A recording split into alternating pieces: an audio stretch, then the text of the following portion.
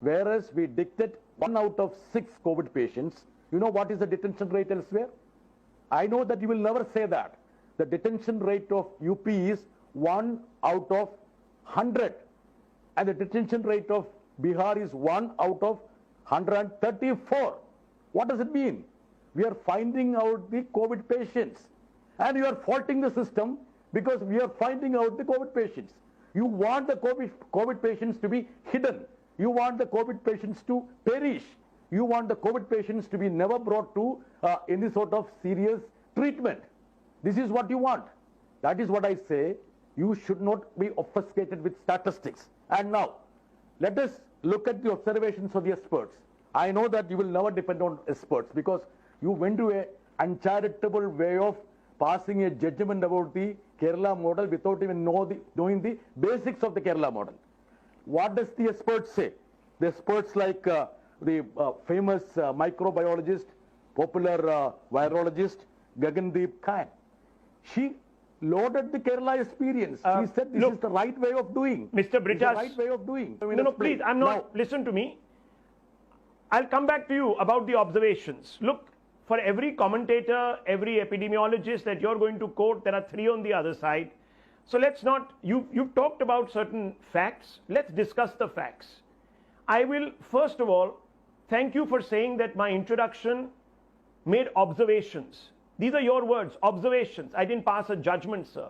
I only observed what people are saying. No, you went for judgment. The Indian Express, the Times of India. Allow me, sir. I didn't interrupt you. I didn't interrupt you, sir. Please have the courtesy. I have in this television and journalism sir, for please, last 30 years. Please, I beg you to give me. I beg you to give me 2 minutes.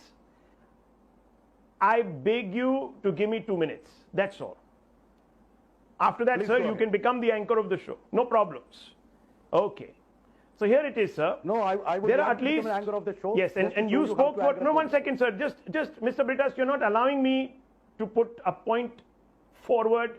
I'm not an underprepared anchor. You have spoken for 8 minutes by the clock. Sir, the floor is yours. Give me 2 minutes. Go ahead. Allow me, sir, please.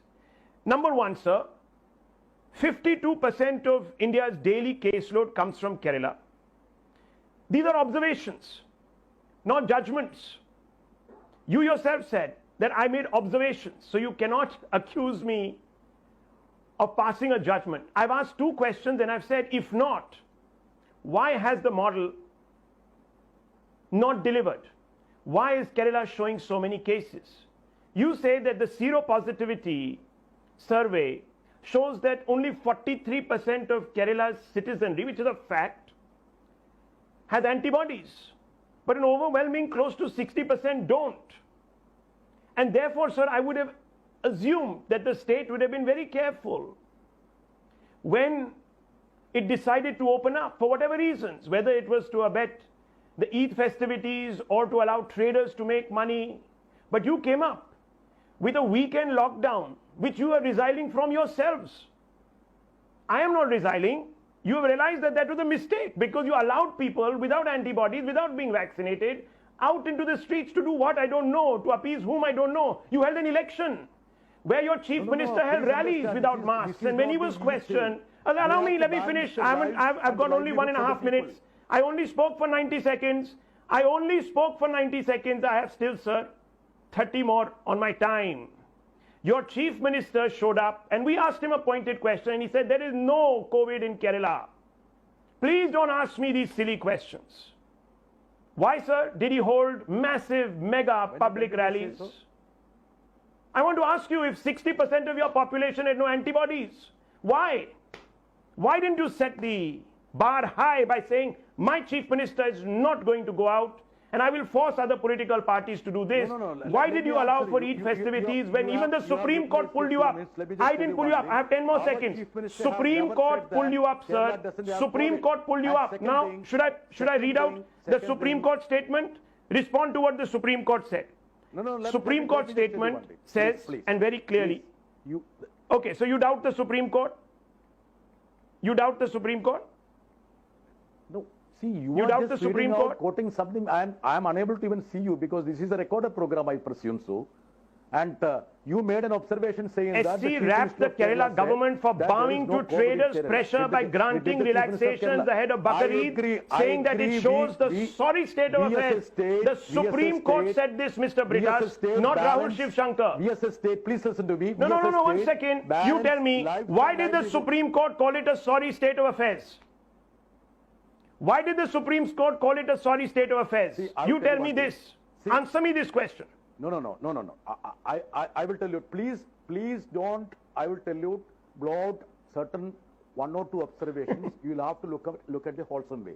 You went 1 or 2 on to observations. Make your observations. Supreme Court of India is not 1 or 2. Please listen to me. I am doling out certain statistics. Anyhow, to you. Mr. Brittas, you've had your say. Let me open this up. For us, we direct Kerala to give heed to Article 21, read with Article 144 of the Constitution of India, and follow our orders given in the Kamar Yatra case. Kerala did not do it, viewers. They didn't do it during the elections. They threw 60% of their population to the wolves, to the COVID wolves, even when 60% of their population did not have antibodies. And Mr. Brittas, who says he's a journalist and he speaks the fact and the truth, is today dismissing the Supreme Court as 1 or 2 observations, trivializing the highest court in the land. Mr. Brittas, not expected of you, sir. I'm saying that we have opened up. Let me just tell you one thing. We have a policy of balancing the lives and livelihood of the people, like elsewhere, like anywhere in the world. We will have to take the risk. And secondly, when you say that, like America? 67% of the like Trump's America, sir, or Biden's America? You tell me, which one do you want to pick? We protected the people from the first and second wave.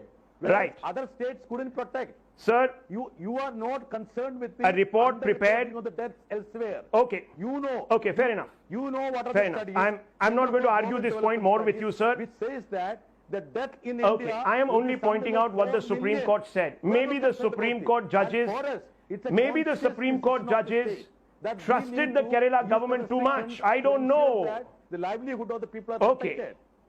Okay. Right. Fair enough, sir. Fair enough. When Mr. Modi said that, you abused him. That's okay. But when the Kerala Chief Minister says it, then it is a virtue. Sir, pick your battles. Don't come to times now underprepared. I come with facts. And I'm quoting the Supreme Court in all earnestness. I want to open this up. I want to get the Bharatiya Janata Party national spokesperson. Let me bring in Dr. Sambit Patra. Dr. Sambit Patra, respond to Mr. That you people are maligned. You people have a bias against Kerala. You are producing fake news to destroy a very effective model that people like Dr. Kang and company are upholding. So, Dr. Patra, respond. See, Rahul, first and foremost, you have to tell the CPIM spokesperson that this is not Rajya Sabha. He should not disrupt over here. This is a well-meaning debate, so he should behave and should listen to everyone else. Otherwise, we cannot adjourn a debate. We can adjourn the Rajya Sabha. Thank you.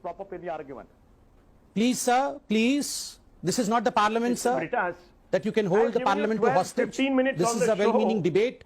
Show some courtesy to listen to others as well. Do this. You have made 4 points. Let me, 1 minute. Rahul, this is a very important Let me, 1 second. Let me just step in. There are 4 points that John Brittas has made. I am not paraphrasing him wrongly. Number 1, he said, Mr. Brittas, give me 30 seconds. It's difficult to do a debate when there are 4 other people, and if you're going to constantly step in. You need to give me 30 seconds, please, sir. You're an anchor. You know the art of how to deflect, and you're smiling also, so I understand that for you, perhaps this is, you know, some sort of a game. But it's not. This is a very serious issue. We're still a democracy. We still speak. And we can speak over each other. But at one point, it becomes noise. And I don't want to encourage that. So please forgive me for interrupting. John Brittas says that we are looking too much at facts without looking at the real stories behind the numbers.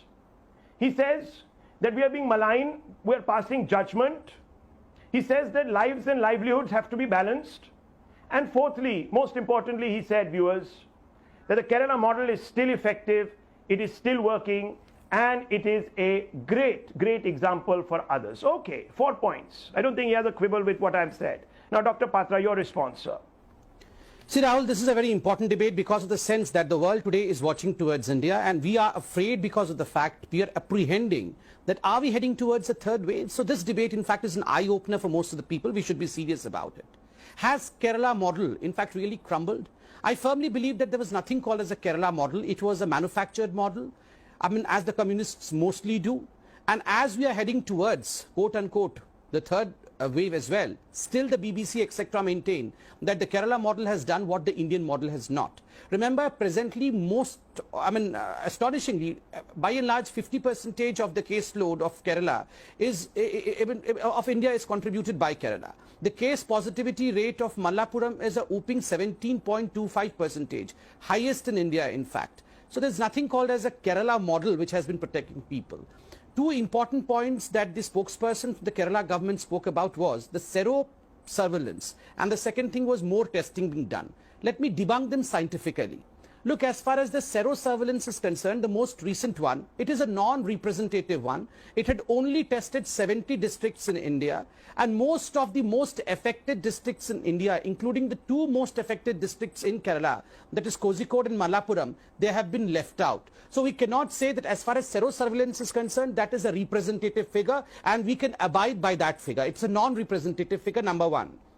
Number two, you cannot move both ways. You cannot say, which Kerala government has been saying, that look, we have been quite protective about our people. We have protected our people in Kerala quite well. And that's the reason as to why the sero surveillance shows that the antibodies which has developed in Kerala is quite less compared to what it has been in India. Abysmally low, 43%. And then in the same breath you conclude by saying that since this sero surveillance shows that we have developed less antibodies, that's why we have more cases today. You cannot have it both ways. That we have protected the citizens of Kerala, and that's why the antibodies level is less. And then you say, since the antibodies level is less, the case prevalence today in Kerala is more. Both of them would sound as an oxymoron.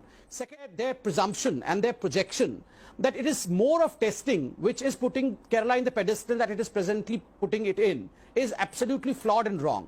Remember, what is the WHO guideline? The WHO guideline categorically speaks that a state which reduces its positivity curve below 5%, the cumulative positivity rate below 5%, before a quarter of its population gets infected, is a positive state. A state's containment and its policies are positive, which is not the case in Kerala. It has not been able to contain its positivity rate below 5% before the quarter of its population gets infected.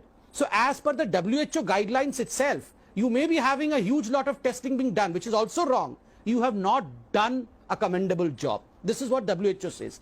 Anyways, the central government team, which was a 6-panel member team which went to Kerala, has submitted its report. And as I read in the newspapers and in the media, the number of lapses, glaring lapses as far as the Kerala government is concerned. Number one, only 20% of RT-PCR being done. Number two, the containment zones are not well defined, and in fact there's free movement between the containment zones and the non-containment zones. Number three, as far as the testing, tracing and containment is concerned, right from the very beginning there has been some amount of flaw as far as the Kerala government's directions towards it is concerned. So right from the very beginning the Kerala government has been quite unsuccessful.